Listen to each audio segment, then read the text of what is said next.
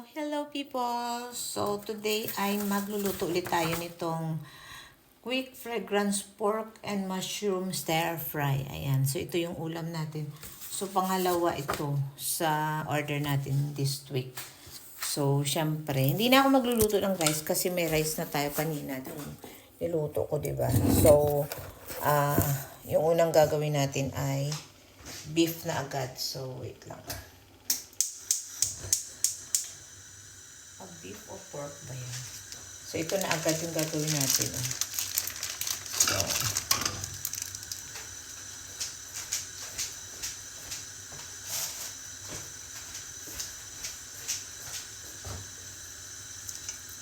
So,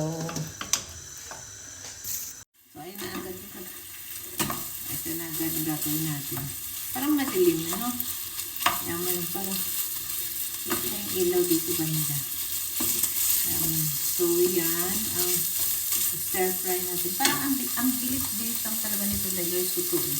Ito yung mga ingredient ko. Meron tayong ketchup manis.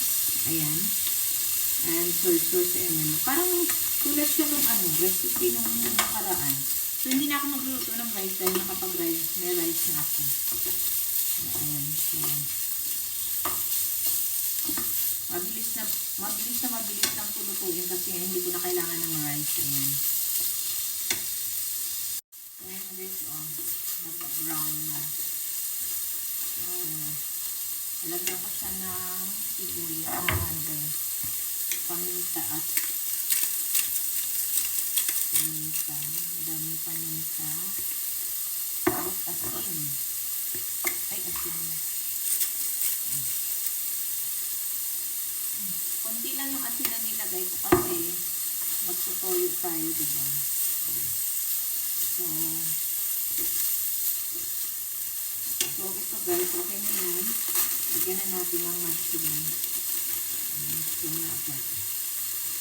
Ganun yung nasa nasa recipe. Yan, diba? Mabilis lang po. 20 minutes lang po guys, luto na. Ayan. So, meron ako dito ang mushroom kanina yung nilito. Ihali ko. Sayang ko lang. So, ay. Dumami yung ating ingredient. Ayan. So, siguro pwede na natin ilagay yung ating mga ating mga sangkap ito. Soy sauce. Soy sauce. Ayan. Ito lang yung pampalasa niya, soy sauce. Wala ibang wala natin apoy. Soy sauce. Itong ketchup. Parang parang soy sauce din to eh. Soy sauce din siya. Tiningnan ko, soy sauce siya na may, dito, na may star anise. Kung pwede ka bumili nito, pwede ka naman siguro bumili nito. Ayan. So, wala siyang ating ibang ingredient.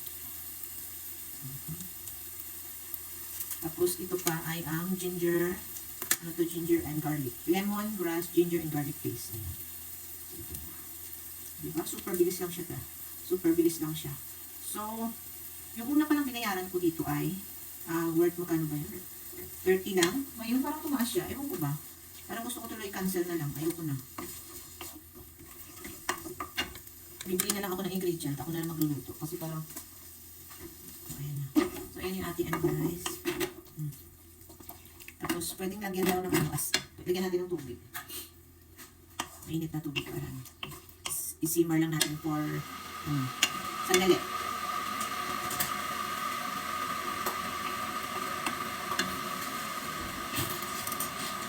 So, dahil nag-sugar, tayo na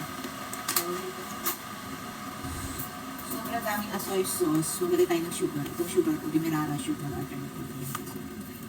Maglagay tayo ng mga ilang.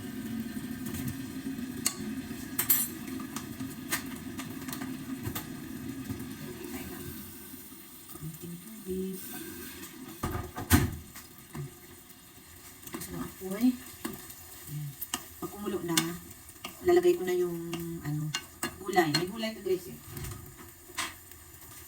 So ito yung gulay niya pechay, pakchiw.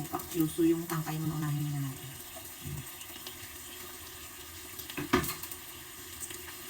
Para pag nag-half cook na, lagyan na natin yung ano dito. Yung dahon. Parang mag-dissolve agad yung water. Lagyan ko ng konti ito.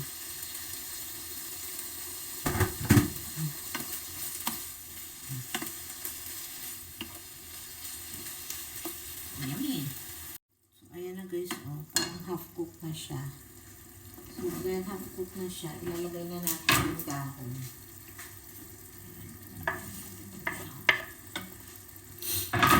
Ala, parang nasobrahan naman yata ng gulay.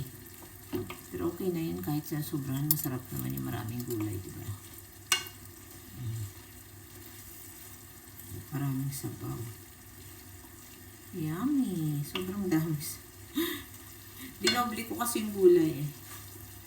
So, gagawin natin, pigaan natin ng lemon or lime. Lime ang ilagay dito eh. So, tamis-tami, maasim-asim. So, ayan na guys. So, pakuluin na natin ulit tapos okay na, ready na yan.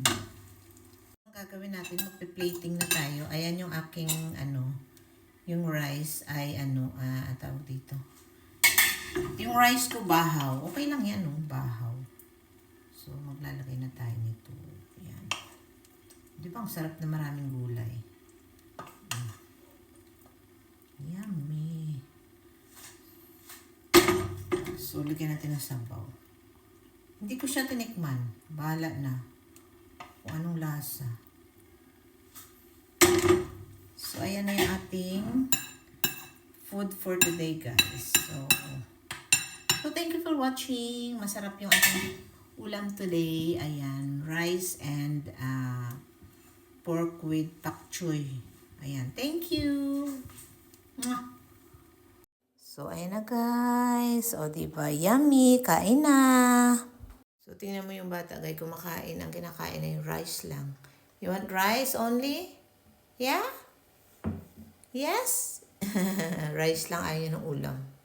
So, kain na tayo guys. Ito na yung aking pagkain. Tikman natin kung masarap. Malamig yung kain ko. Tama masarap. Tama? Sarap. Para matamis siya kasi nilagyan ko ng sugar.